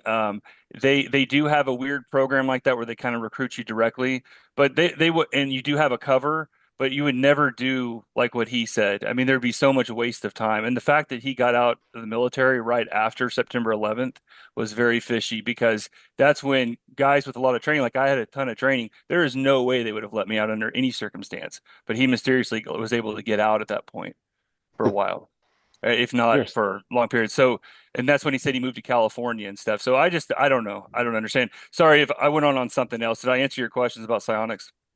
Yeah, I appreciate that. So what Sure. does everybody think about what he talked about later with the Skywatcher system program that they have, independent private ability to use psionics to bring down the ETs? I mean, do you think that's just a program of disinformation, hiding everything? I mean, he made a big deal about this Skywatcher stuff. I know through contacts I have that work in that more of that arena of what they'll tell me. And I know with the military's side of it, they have so many compartmentalized programs like that, and they're willing to try anything and everything because, unlimited budgets. And I know that they had so many weird things like that, but I mean, and like hundreds of weird things like that you'll hear little bits and pieces of it, but the people that do it, there's just so few and so compartmentalized. So I do know that they have that. I've never heard of that specific thing that they call it, but yeah, I know they've been doing that, especially since the Cold War, with the Soviets. I've heard the comment that I think really deserves some thinking on this. If Roswell in that era, the 40s, was the first crafts that we got, and the ability that the government has to, like Operation Paperclip, to grab the greatest scientists and put them on a project, and trillions of dollars of black funding, what would we have come up with? There's nothing that's beyond belief when you talk about the most brilliant people in the world, trillions of dollars, and 70 years of research. Silence. Or so, yeah. Yeah, So my I my think own. that, Oh, sorry. Go ahead.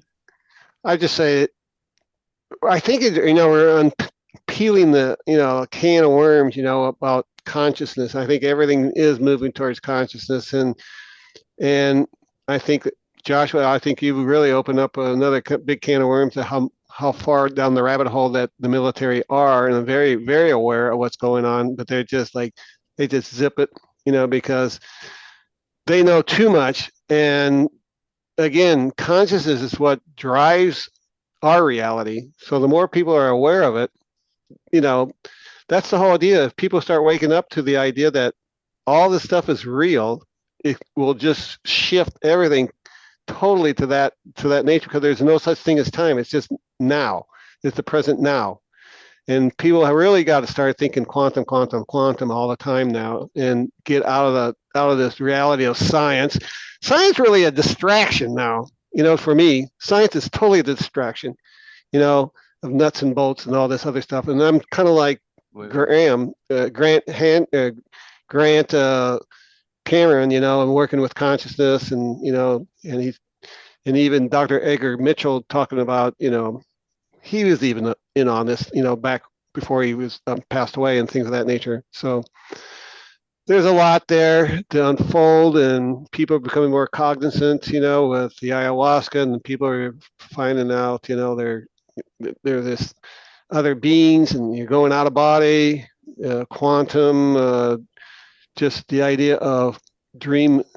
Here again, here goes Mozzie. He's had sleep paralysis. A lot of people are having sleep paralysis, and you got Darius J. Wright talking about his sleep paralysis, and he's having people learn how to have, basically you're having a near-death, simulated near-death experience, 100% out-of-body experiences.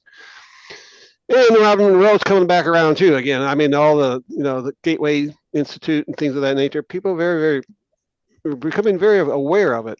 So does does the ET thing exist? Are they? The whole idea is that everything comes in quantum, and then you can project it into, again.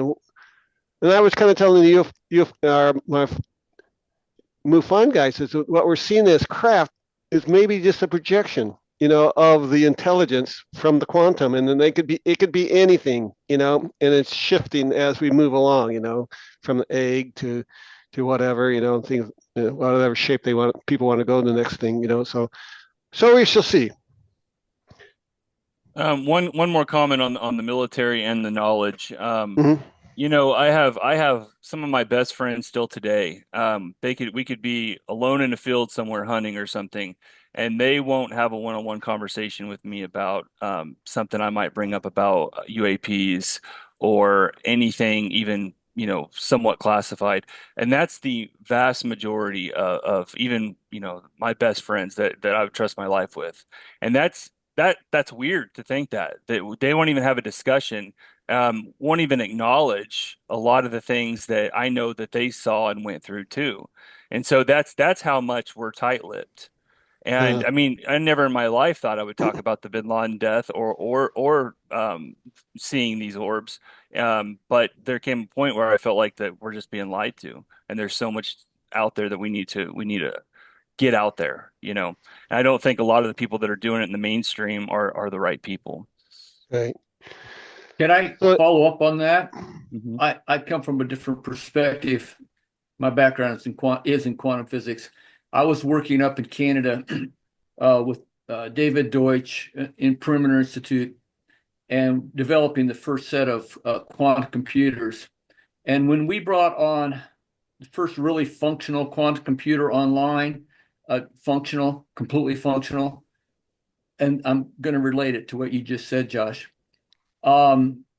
David Deutsch, I don't know if you're familiar with him, but he is the creator of the algorithms used in quantum computing. And so when we had the D series quantum computer working, we got a message from another reality.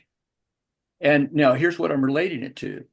Here we are working with some very materialistically oriented physicists who really don't, they have the equations, but they don't believe the implications of them. Then you have David Deutsch, who's this crazy genius guy from Oxford, England. And when they got a signal that came through from another reality, which is the basis on how quantum computers work. They contact other parallel universes in processing, and they had a communication when that first quantum computer came on functioning, and it said, "Who are you?" Wow. And so here's my point. Here were a group of traditional like stuffy physicists, and then David Deutsch, and they get this signal, and they said, where the hell did that come from? Are these really parallel universes? Even these people that knew the mathematics underlying quantum systems didn't even believe their own mathematics that is what they're actually doing. So even when you got it right in front of your face, and you have like damn near proof of these parallel universes in other timeline systems, they still wouldn't buy it. Now that was hushed up. You won't see it talked about or written anywhere. But I was there when it happened. It was a profound experience. So that's very interesting. And the governments know all these things. They know these things, and it was fascinating to see it happen. That is really crazy.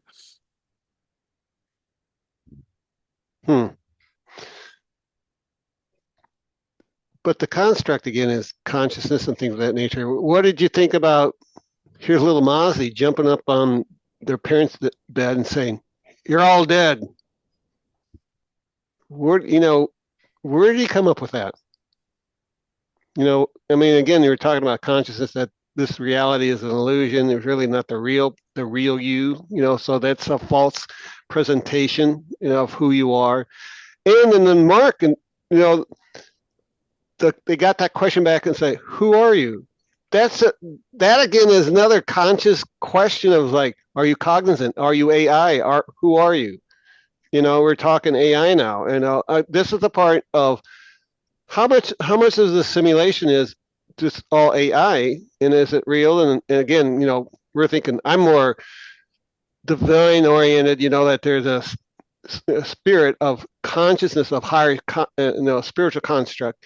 But yet again, it could be, how much are we working with AI? And that question of just like I asked you, here's little Mozzie coming, "You're all dead," and then you got this other question that comes in, "Who are you?" I mean, that again it would be that's $1 million question. That's like, who are they? Who are you? Coming back at you. So that's very, very intriguing. And Josh, it's interesting that you're talking about, how you were able to call them in, call the orbs in. I mean, was that very easy for you to do, to call them in?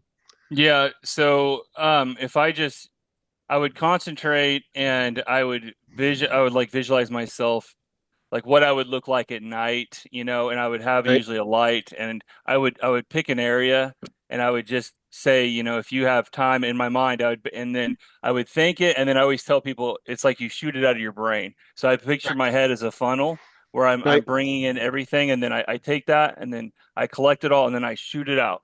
And it's just a weird way I've always done this. I've done this since I was a kid. If I wanted to Oh, try to wow. communicate something to somebody, I feel like I could send them that. And like my Mhm. mom and I have that weird connection where, like, if I wanted to call me on the phone, I could, like, if I concentrate enough, she'll call me. It's really weird. I mean, Wow. not not all the time, but it happens. But that's how I felt like. And then they started where every time I would do this, they would come out there, and if they didn't show, and I was out there for like 15 minutes, and I'd say in my mind, okay, I'm going to go in.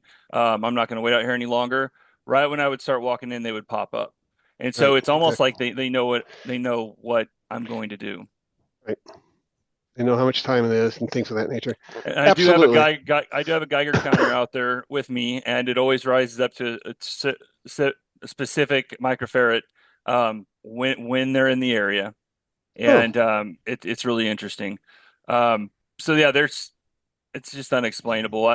I'm trying to post more and more videos ever since YouTube took a bunch off, but I do have hundreds of videos that I've kind of kept, and I have like one of my night vision scopes right here from the military that I use, and I hook up to a camera, and it's the real deal. I mean, it's a true military night vision scope that I've started filming things with, and it's unexplainable. But yeah, I do feel like I've told you some of my, the stories of all that weird stuff. But yeah, I do feel like I have the ability to do that. I think anybody does if they just concentrate on sure. it.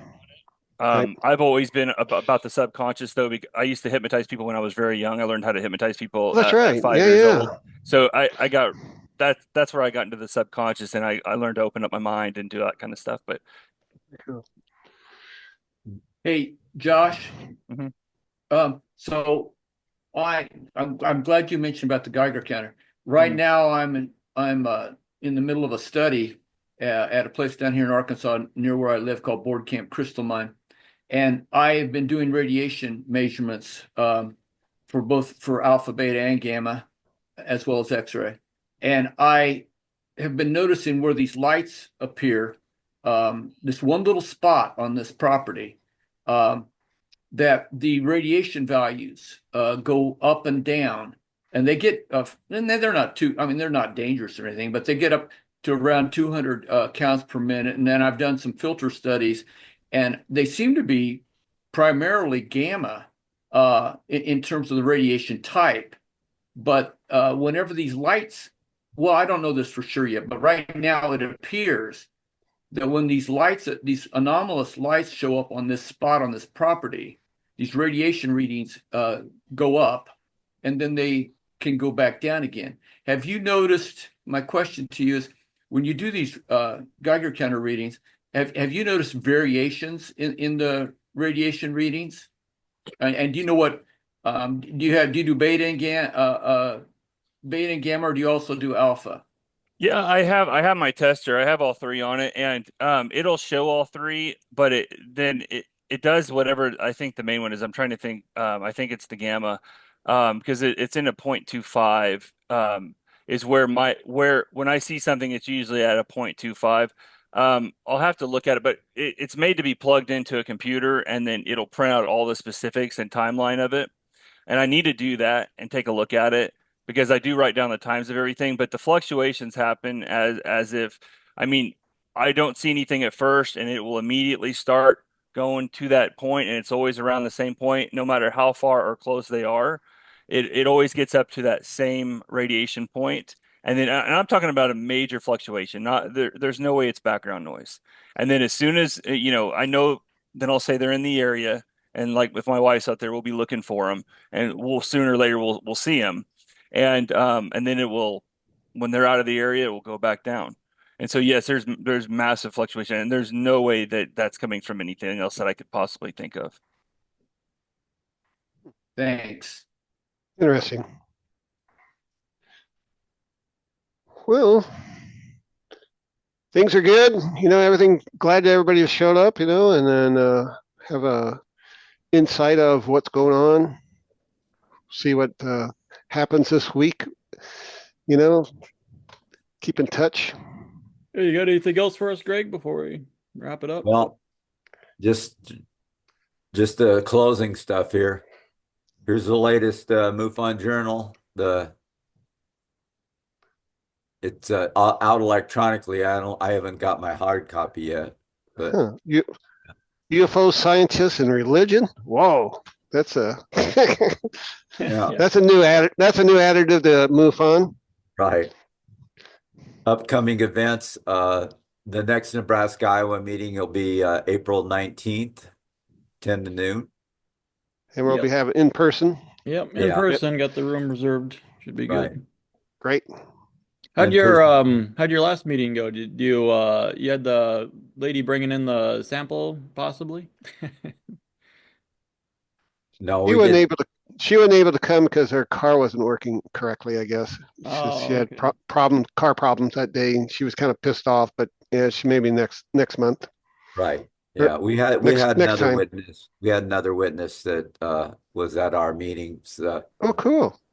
But May 10th is the next Iowa meeting from Okay. noon to 2. All And right. then you've got the MUFON symposium coming up in northern Kentucky and stuff. So and let's see what we got here.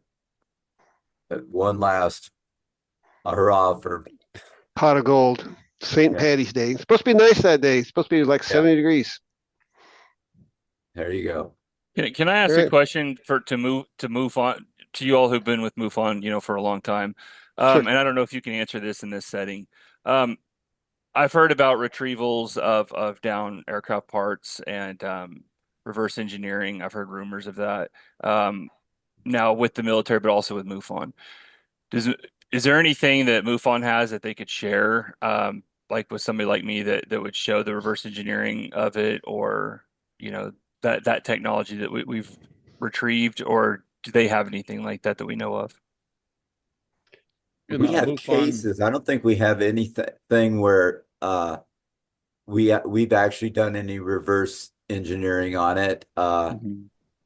We essentially our case management system. We collect cases and try to investigate them, of course. But there's nothing that I would say that we've got that where I could point to something like that. I'd have to Okay. do a lot more research in the database and stuff to see if there's something like that. Well, I don't Okay. think MUFON specifically does, to my knowledge, like research into any of this stuff. Just like Okay. the Right. abduction thing. Where it's like tying abductions to UFO cases, or Jesse Peak is doing UFO cases and electromagnetic interruptions and stuff like that. He's doing that on his own, though. I don't think that's like a part of MUFON. Right. So Hmm. MUFON, to my knowledge, is just people submit cases. We support the database. We publicly uh, supposed to report that, to the public, and then we have our symposium where I semi-publicly disclosed information. They do other stuff, but that's mostly on the independent person, doing research. Has MUFON verified any of the reports of the parts of crafts and stuff that they have found that people have retrieved? The last one had the objects and stuff. I don't know if Greg, if you want to talk about that. I mean, just yeah, real quick, I don't mean to keep you. I'm just curious if there's something like that, like physical objects that we can't explain out there that they don't talk about. No, That we haven't. I think that's way above MUFON, though. I mean, once yeah, something like metamaterial, something of that nature comes out, I mean, they're going to grab it before MUFON even gets their eyes on it, per Well, se. yeah, Bigelow, I mean, that was his whole thing, was that he was paying for the STAR team to go out and investigate Right. crafts and get the first, scrapings of whatever came up. And I don't know if he came up, doesn't seem like he came up with anything. But yeah, MUFON, they had a presentation on different stuff that they found, different metals, and how they don't really fit in with stuff. And then we've had cases like the Big Lake case here. Obviously, we had some stuff that was kind of unknown. But yeah, I don't know, nothing too crazy has come out about it. But And even when Bigelow was doing Star Team and funding it, everything that Star Team grabbed was his. It wasn't MUFON's. So Yeah. it was all his business. And I guess Bigelow, again, I just heard more things about Bigelow, that he bought in some other stuff and he got some other detailed information and maybe some other materials and things of that nature. So I was listening on, I don't know, some sort of podcast or something that Bigelow's has been involved in a lot of different things. So oh, he's still active, huh? And I hadn't Josh, heard you that. might yeah, get a hold of Lynn Mann at the MUFON lab here in Missouri. She would be a well, contact point, I would think. Lynn Lin Mann, yeah, Lin Man. Lynn Mann, yeah, Okay. she would help you at the MUFON lab, and she's on the website. true. That's Okay. true. Yeah. And the reason I asked is long story short, my uncle, he works for NASA. He's electrical engineer. He's also a lawyer. He was one of the top guys. He was in office for a long time with Notre Dame. He's worked for Northrop Grumman. He's one of the top guys with this type of phenomenon, right? Like UAPs and everything. And he won't really talk to me much about it still, Really? even though Wow. he's retired. And he said when he's around me next time he will, now that he's officially retired. But he just so you all know, he says that there are no extraterrestrials. He says that we are living in an illusion, and everything we create or everything that's out there is something we're creating ourselves in our own personal universes. Yes. Just so we know, and all those UAPs that we see, he says 99.9% of them can be written off as um, technology that he's very familiar with. A lot of them, don't make sense, obviously, but like the Tic Tac video and stuff like that. So that's Okay. his perspective. I just thought I'd throw that out there. He's a Well, weird sucker, but Well, I've told this. I've got to throw this in here. Mhm. So, in my family, um, this happened at Thanksgiving dinner, just this last Thanksgiving. So, there's a member of our family, our friends of our family. He was a NASA engineer with since the Mercury program, and he came out before he died. Unfortunately, he came out and flat out stated that he working with reverse engineering of actual ET ships, and he said he'd been doing that for decades under the guidance of NASA. So he said exactly the opposite. He said the ETs do exist. I worked with them through much of my career, and he went into some specifics on what he actually did, but he flat out stated no. NASA knows all about ETs. I worked with him personally, and this happened at my Thanksgiving dinner. It's Just so this it's last well, Thanksgiving. that's so weird. I mean, I expect that though, and I don't know who to believe. I'm not taking my uncle's side by any means. I know he's an incredibly. His dad worked for NASA too. He was one of the designers of the first rover. Um, Erica, electrical engineer too. Their last name's Norris. You can look them up as electrical engineers. But anyway, but yeah, him saying that really kind of made me think of things completely different. Basically, we create everything in our own mind and that we never die. Basically, everybody is always going to die other than us because this is our own universe that we're living in. So nobody else exists except ourselves, and he can prove it. So just so you know, he's out there, but he's everybody tries to snipe him because he is a genius, but I don't know. Maybe next time he's going to come up in a couple months. Hopefully, he'll tell me some more Ask him this, details. Joshua, about like Hmm. like the pyramids and things of that nature. Ancient civilizations. Again, I agree there that there's a lot of misconceptions of aliens, and of course, the Anunnaki came in, so forth. But yet again, how there is such specificity and intelligence in creating the pyramid, and there it's all about power and energy. It's a transformer, it's a generator, and things of that nature. We all know that now. But then again, I mean, this how many thousands of years, 10,000 years, 20,000 years were the pyramids made? And how did they know this stuff, and how did they know the circumference of the Earth, and 43,200 is, you multiply that number, and it comes around the circumference and the radius of the Earth and all this other crap. It's too exact in science, that. Oh yeah. So I Well, and agree. I mean, but it's in the intelligence. But what form? It comes from the quantum. But what form does it want to take into the physical? I agree with you.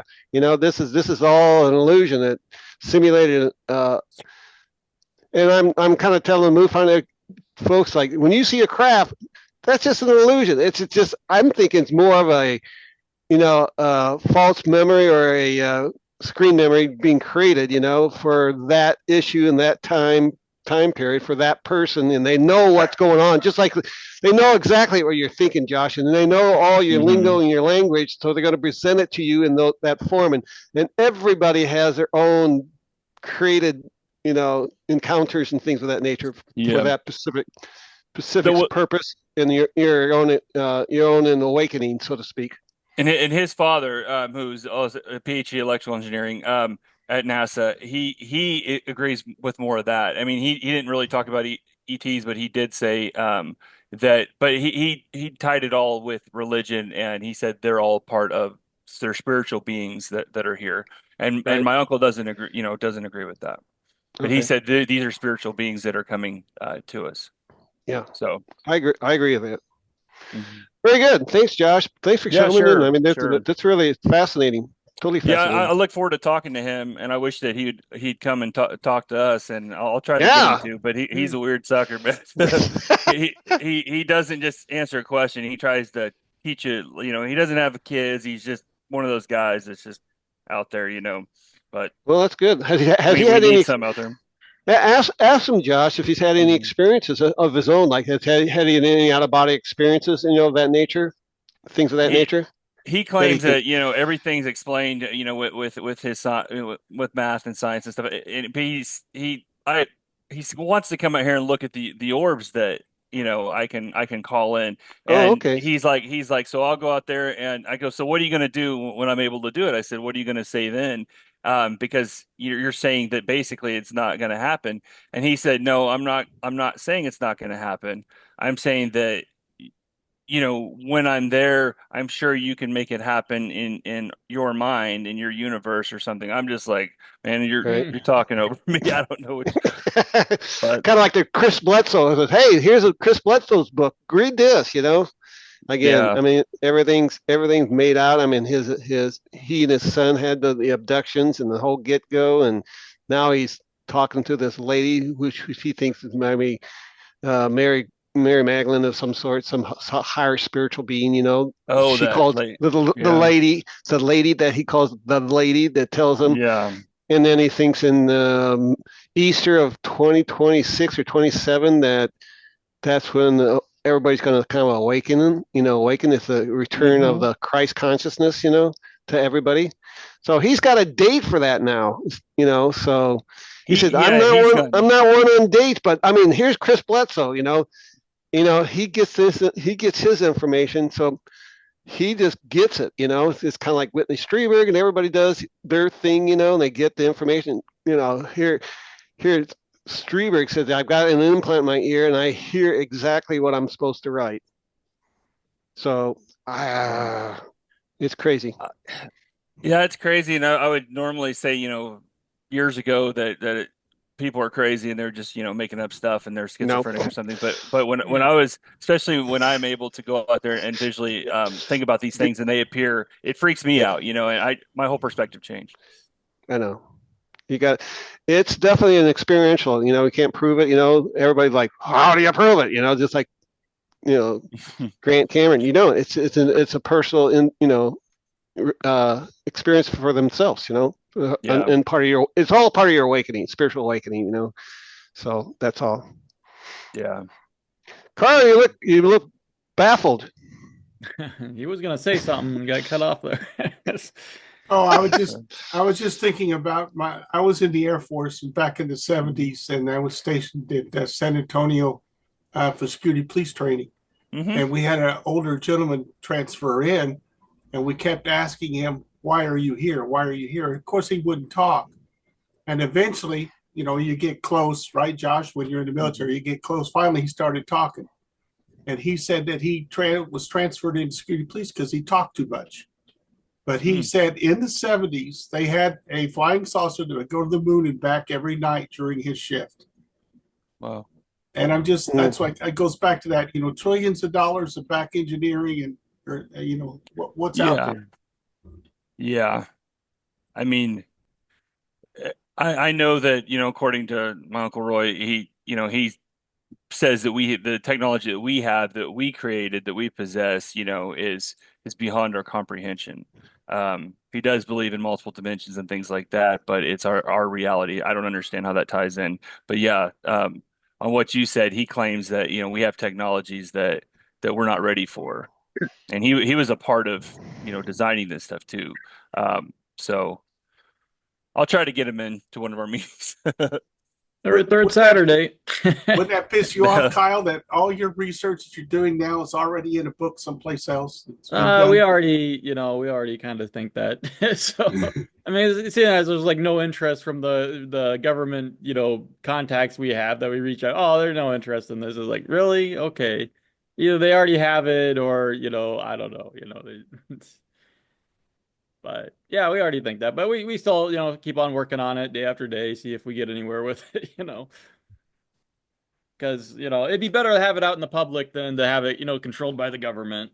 So if we could figure it out and get it in the public realm, that would be still a great um move forward, I think.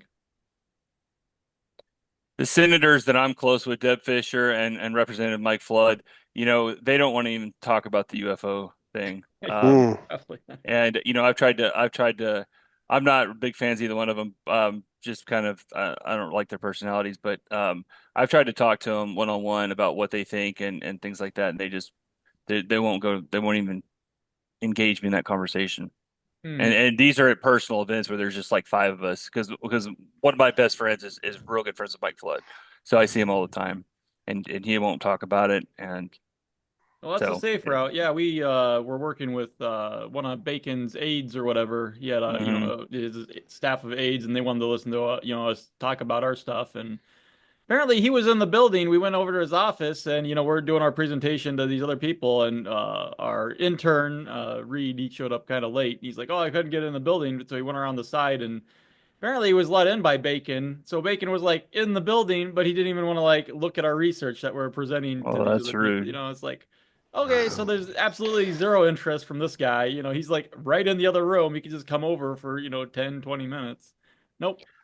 No interest. Well, I don't know why because I don't think that they have all the answers by any means because I know people in those positions they're not privy to that sort of classified Yeah, I information. think they're just, it's the political game. They're doing their own life and they're doing this. Why get involved in all this Yeah, it woo-woo doesn't. stuff that could crash their life, if they said, "Oh, yeah, I think that's true." Oh, headlines, so and so thinks UFOs are a thing, and then they get kicked out. But, Maybe if we donated them hundreds of millions of dollars, like some of these groups, that we'd get a little attention. But Yeah, well, yeah, got our look at MUFON all the lobbyists out there presidents. working for us, right? Look at all the presidents that have said that they would open up disclosure. Every single one of them, even Trump, and Yeah. then they don't do a thing. Nothing. They're scaring them with something.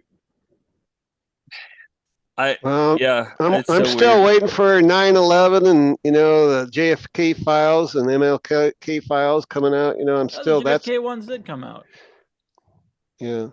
Did Which they one's not the come out J? already? I thought they. Well, I read the Inquirer, trustworthy news source Inquirer. And Well, they claimed that it was Hoover that was planned the assassination, and that was from the files. But I haven't seen anything online yet. I haven't looked into it. But a lot of it was redacted. They're trying to get some of it unredacted. But the thing of it, that what I tell people with these files is they just bury them. I mean, they will incinerate them. They don't have to keep files. I mean, it is illegal in some cases for them to do that. But if it's classified and they don't want to keep track of it, so when people think that these files exist, like with Epstein, I'm like, they've already destroyed them. Don't think for sure that we're going to get anything. The best thing you're going to get are eyewitness accounts, and those can be very tricky. I also So. think there's stuff out there because in the Black Vault, I remember going through. They released, a whole bunch of FBI files, like thousands and thousands and thousands. I was reading some of that stuff. It says they found bodies, entities that were non-human entities in these files that Yeah, wasn't redacted, and that was out there. And it's yeah, like, well, nobody talks about it though. Nobody researches it. Nobody look. Can we verify this? It's just there's like a million files out there, and we have nobody to research it.